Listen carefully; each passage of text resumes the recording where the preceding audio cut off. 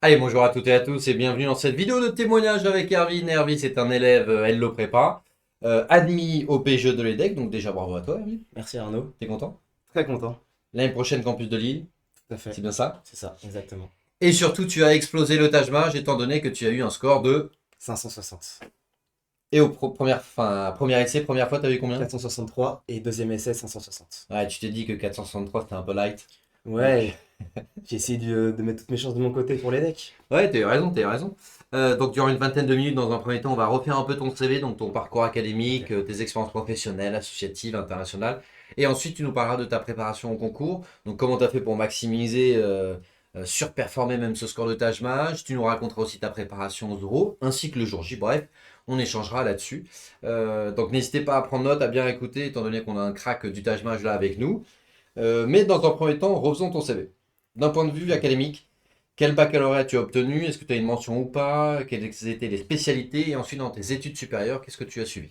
Donc j'ai fait un bac général avec les spécialités notamment mathématiques, SES et GGSP. Ouais, Donc un profil déjà commerce au départ, avec les options maths expertes et aussi anglais européen. ok, Donc après j'ai intégré un DCG, un diplôme de comptabilité et de gestion, notamment avec aussi en parallèle des cours pour préparer aux écoles de commerce, ok, donc les cours de Taj Mahal, TOEIC et préparation aux euros.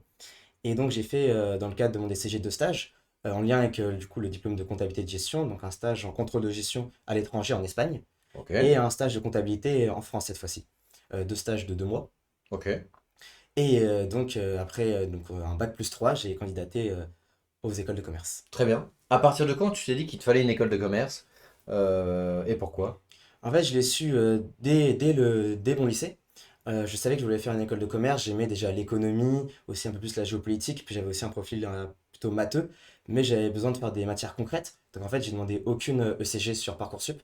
J'ai demandé que des diplômes d'État reconnus, que ce soit des CUPGE ou le DCG, pour intégrer les écoles de commerce. Ok. Donc ça, je le savais déjà. Et puis après, le DCG, ça a confirmé mon envie d'intégrer les écoles et aussi d'avoir un projet pro qui est, pour ma part, plus en finance. Alors, quel était ton projet pro? Profitons-en. Alors, mon projet pro, c'est de travailler en finance d'entreprise et plus précisément dans le TS, M&A et Private Equity. Tu peux nous dire ce qu'est le TS, que toi tu sais, enfin moi aussi, mais peut-être qu'ils ils savent pas. Transaction Services, ça accompagne des entreprises, que ce soit dans la création de partenariats, dans des fusions, dans des cessions aussi, avec d'autres groupes. Très bien. D'un point de vue professionnel, donc tu nous as parlé de tes deux stages que tu as effectués au cours de ton DCG. Tout à Est-ce que fait. tu avais d'autres expériences pro, que ce soit des jobs d'étudiant, de l'intérim, de l'alternance ou d'autres stages? D'autres stages non professionnels, non, mais extra-professionnels, j'ai joué pendant 11 ans au basket. J'ai fait aussi un projet humanitaire au Cambodge, ça c'était pendant mes années de lycée, donc pendant 2 semaines dans Ah une oui, école. rien à voir avec le pro, quoi. Rien à voir.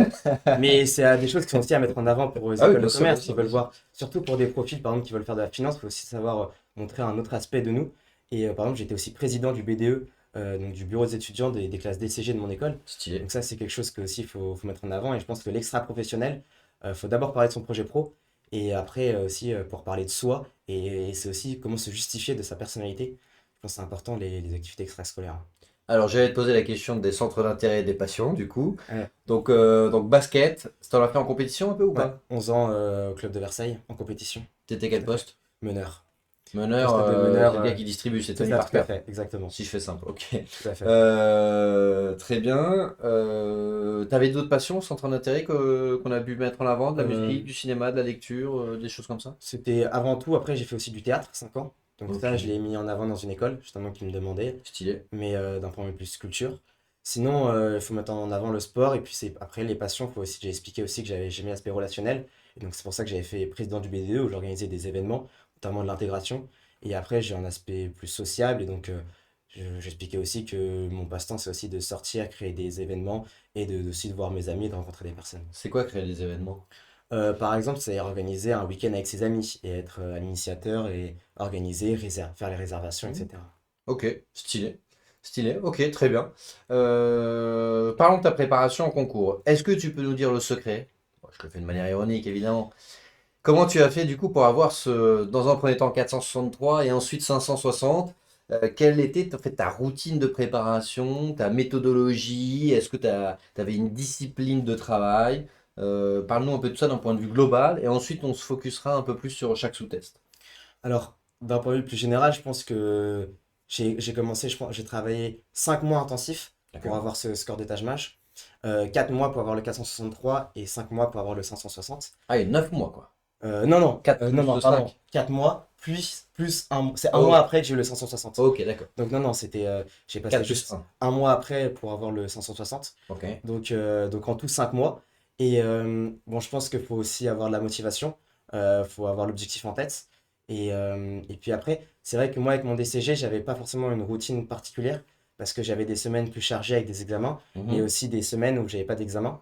J'ai eu la chance, par exemple, de un mois avant notre Taj Mahal, ils nous ont enlevé tout examen à notre école. Donc, par exemple, le mois de fin novembre, début décembre, j'étais vraiment à 100% consacré aux tâches, avec peut-être une dizaine, quinzaine de tests en entier par semaine. Ok. Maintenant, au début, septembre, octobre et début novembre, j'étais je dirais peut-être plus chill, j'étais à 4-5 tests par semaine, mais j'étais quand même En période de forte, t'étais façon à combien de intensive. tests par semaine? Je pense que les dernières semaines, j'étais autour de 15 Par semaine. par semaine. Ouais. Ouais, donc ça fait combien d'heures par semaine ça? Je fais environ 15 fois 2,5, je dirais, 2 le temps de les faire et une demi-heure de correction, C'est à 30 heures quoi. oui, 30-35. Et une semaine chill de révision pour qu'ils puissent un peu s'identifier. J'étais environ peut-être à une petite dizaine d'heures. Ok. Ouais, donc ok, d'accord, très bien. Très bien. Je t'ai Donc, coupé, pardon, ok. Donc entre 10 et 30 heures par semaine. tout à fait. Maintenant, un petit conseil, si vous travaillez sur les livres, c'est d'avoir un carnet d'erreurs. Je pense que c'est hyper important. Carnet d'erreurs, autant que ce soit pour les parties plus mathématiques, logiques, mais aussi pour le français. Parce qu'il y a des expressions, des mots qui reviennent souvent. Donc moi, je notais aussi le mot de vocabulaire. Et j'y retournais chaque semaine. Et puis si vous avez les plateformes, refaites vos erreurs. Avec un petit conseil, essayez de laisser au moins 2-3 semaines entre le moment où vous avez fait l'erreur et le moment où vous la refaites. Parce que si vous la refaites trop rapidement, vous aurez encore le souvenir de la question. Donc, euh, donc je vous conseille de laisser un peu de temps et de refaire toutes vos erreurs jusqu'à avoir bon. Quel est le sous-test, toi, que tu as préféré? Euh, je dirais que c'est la partie peut-être logique, c'est peut-être la partie la plus ludique à travailler. Après, j'ai un profil plus matheux. Donc, en fait, de manière générale, j'aimais plus tout ce qui est logique, mathématique aussi. Même R&A. En fait, il n'y a que la partie français. Pour moi, c'était un peu les sous-tests que j'aimais le moins, que ce soit compréhension de texte et aussi expression. C'est où j'avais le plus de mal à progresser et aussi ce que j'appréciais le moins. Donc, c'est vrai que, en toute honnêteté, compréhension de texte, j'en ai fait un peu moins. Parfois, je sautais ces sous-tests, mais expression, j'ai toujours fait. Parce que compréhension de texte, je pense qu'il faut en faire allez, peut-être une vingtaine pour avoir le fonctionnement. Mais expression, pour moi, c'est important de ne pas sauter parce que les expressions reviennent souvent. Et donc, pour avoir un peu de vocabulaire et s'améliorer, il faut les faire comme les autres sous-tests avec assiduité, je dirais. Le sous-test que tu trouvais le plus difficile? Pour moi, c'était expression. Ouais. C'est celui où j'avais le plus de mal à progresser. Et c'est vrai que c'est en fonction des mots sur lesquels on tombe, et il y a beaucoup d'ambiguïté aussi. Donc c'est peut-être le plus difficile à progresser, mais c'est pour ça que dans mon carnet d'erreur, étonnamment, mais ce que j'avais le plus, c'était des mots de français en fait. C'était du français. Ok. Du vocabulaire et des règles de grammaire, de conjugaison. Ce Ok. que j'avais le plus dans mon carnet d'erreur, parce que c'est ce que j'avais le plus de mal à progresser. Et en logique, quand tu disais que c'était le plus ludique, est-ce que tu étais en mode robotique, t'appliquais toujours la même méthodologie comme un militaire ou tu faisais un peu au feeling? Euh, En toute honnêteté, un peu au feeling, je dirais que au fur et à mesure, de toute façon, je commençais à la fin à connaître l'alphabet par cœur par rapport au numéro, par rapport à une lettre, Ouais. etc. On râle Donc en pas. fait, à force de s'entraîner, je commençais à avoir les méthodes par cœur et à avoir les choses plus directement. Et donc ouais, c'était plus au feeling, j'avais pas une méthode particulière quand j'approchais une question de logique. Ok. Lorsque tu t'es pointé le jour J, en termes de préparation mentale, gestion du stress, comment est-ce que tu as fait pour être... Alors peut-être tu étais stressé, tu vas me dire, mais Ouais. comment tu as fait pour être le plus serein, pour être le plus serein possible à 15 minutes de l'épreuve ou à 1 heure ou même la veille, tu faisais quoi? Alors, je pense que le plus important, c'est apprendre à se connaître pour savoir qu'est-ce qui nous déstresse. Mm. Et moi, j'ai arrêté de travailler les 2 fois, 2 jours avant. C'est-à-dire que je ne faisais plus rien. Et même les sous-tests, j'avais arrêté 3-4 jours avant. Et j'avais relu mes cours jusqu'à 2-3 jours avant. Et les 2 jours avant, j'avais rien fait. Donc, aucun tâche mal, etc. pour pas venir stresser, etc. Et après, il y en a où vous pouvez par exemple prendre du sucre ou faire des choses qui vous détendent la veille ou le matin même. Moi, ce que je faisais, c'est il n'y avait rien de particulier sur mon alimentation ou sur mes activités. Mais c'est vrai qu'en arrivant dans la salle, avant de commencer pour déstresser, j'aime bien penser à soit mes prochaines vacances, soit ma future soirée, par exemple, un moment festif, un moment heureux où j'y pense, où je vais être avec mes amis. Et 5 minutes avant l'épreuve, comme ça me permet de penser à autre chose, déstresser et de commencer l'épreuve avec sérénité. Et ensuite, en termes de capacité de concentration, parce que c'est aussi ça la difficulté, je trouve, c'est de rester durant 2 heures méga focus, sachant que toutes les minutes 30 ça change de question. Est-ce que là, tu as des tips un peu à nous partager, des conseils? Soit pour prendre un sucre, un café avant ou des boissons énergisantes pour avoir l'énergie. Après, c'est vrai que moi, j'avais fait le TOEIC l'année d'avant, où Ouais. je m'étais en fait beaucoup entraîné à être concentré pendant 2 heures, parce que le TOEIC, c'est également c'est une épreuve de concentration aussi, hein. Donc, en fait, vu que j'avais travaillé le TOEIC l'année d'avant, c'est vrai que je savais me concentrer et rester concentré pendant ces épreuves.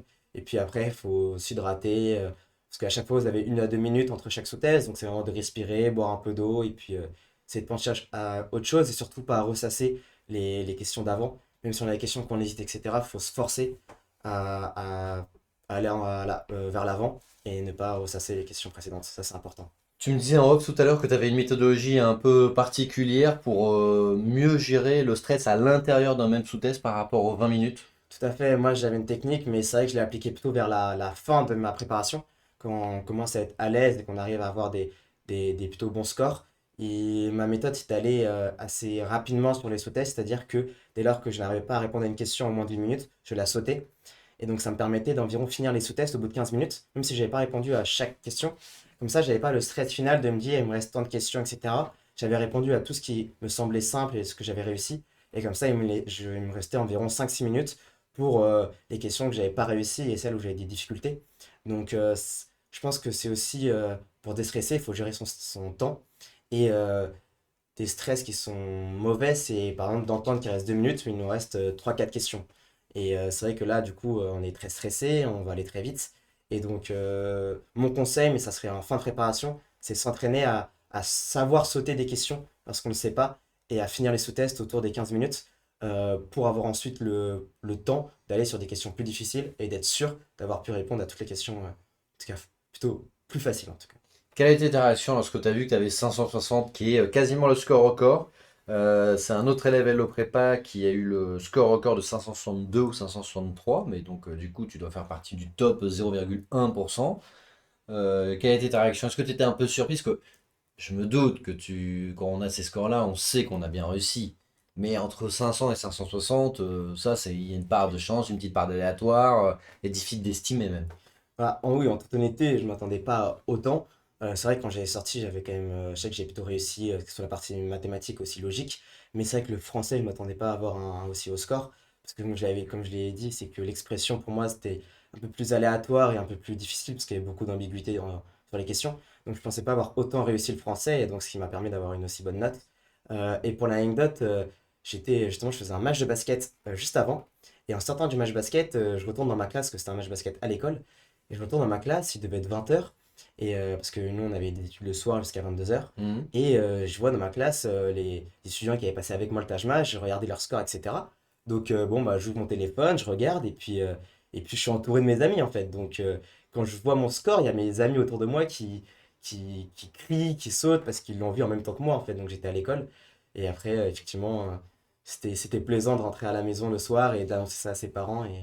Mais pour l'anecdote, j'étais entouré de mes amis dans la salle de classe et ouais, c'était un moment festif en tout cas. Bon, t'as bien dormi le soir même, quoi. C'est sûr, ouais, c'est sûr. TOEIC, t'as eu combien? 980, Passé combien de fois? 3 fois. Ok. T'as fait J'ai quoi? 935, 950 et 980.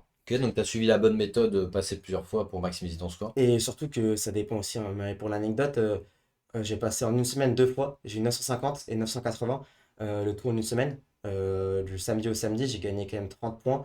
Peut-être c'est aussi parce qu'avec le stress, à force de le passer, on est peut-être moins stressé. Et Mhm. puis après, il y a aussi l'aléatoire des questions. Mais c'est vrai que je pense un peu des deux. Et donc, faut pas avoir peur de le passer plusieurs fois.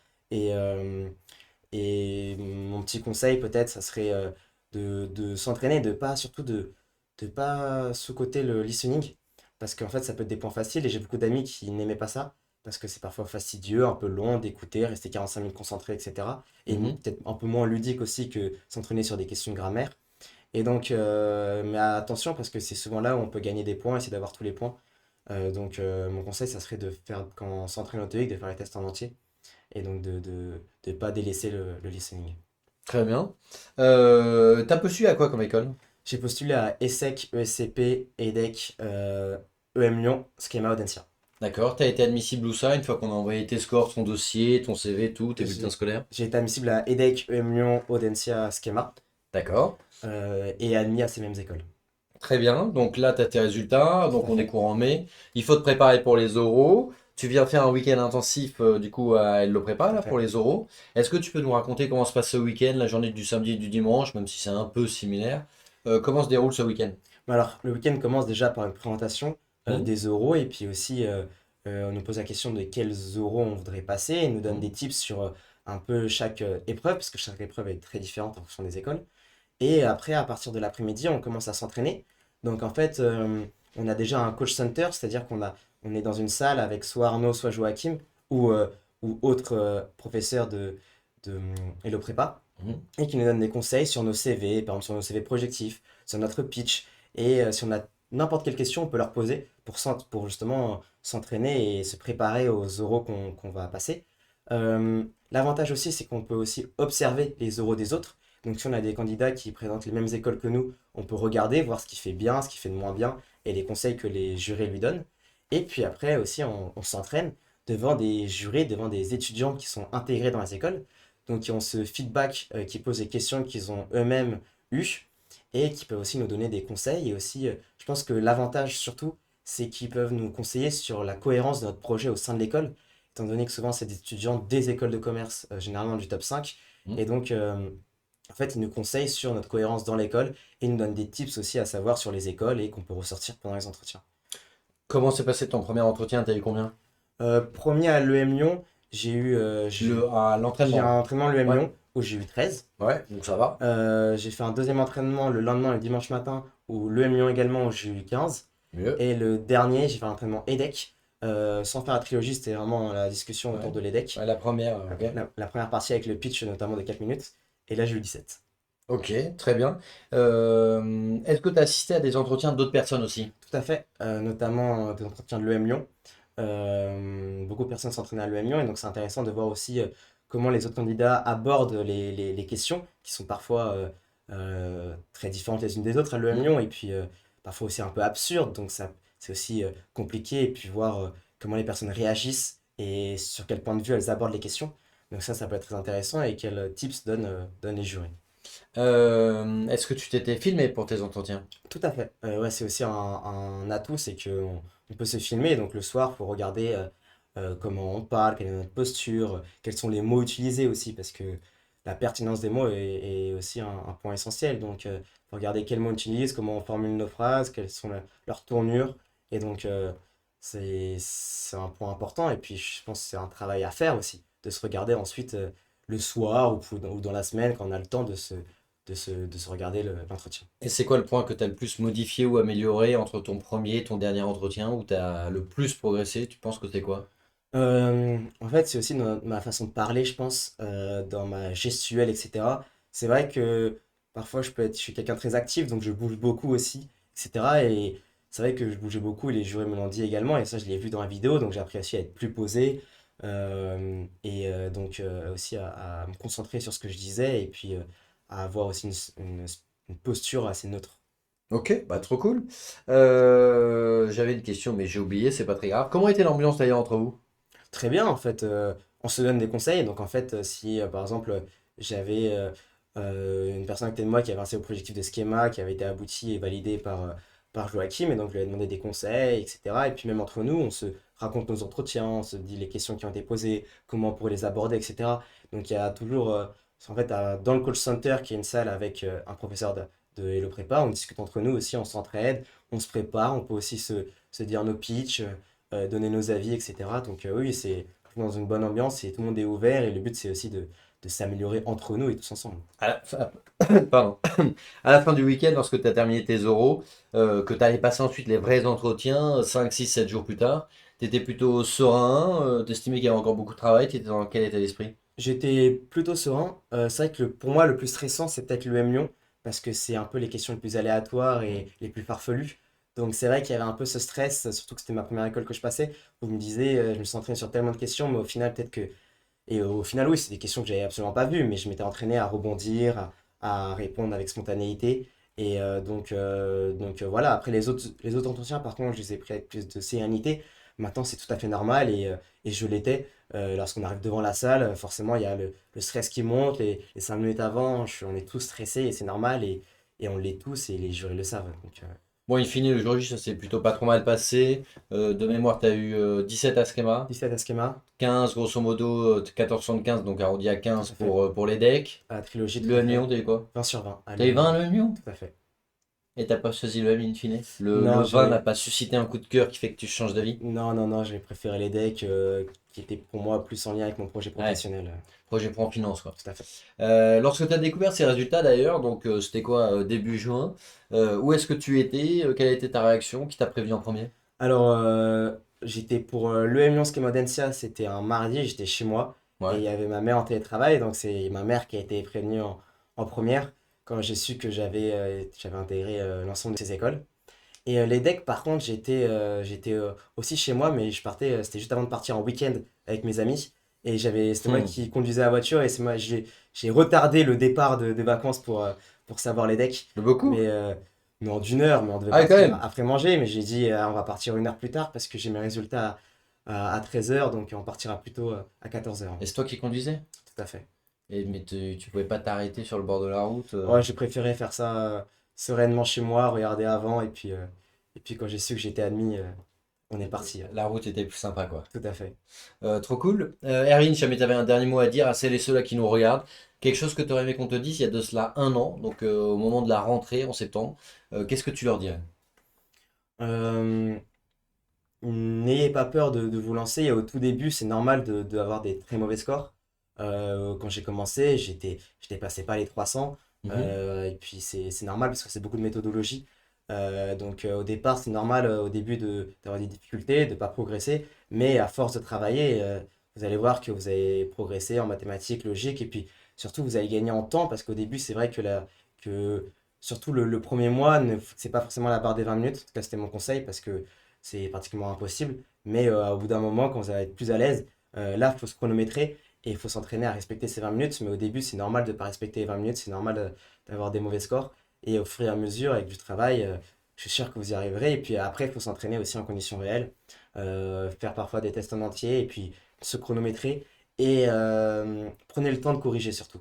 Prenez le temps de comprendre vos erreurs, de les noter. Et je pense que c'est important parce que j'ai des amis qui travaillaient aussi beaucoup mais qui corrigeait très rapidement et donc en fait on ne retient pas.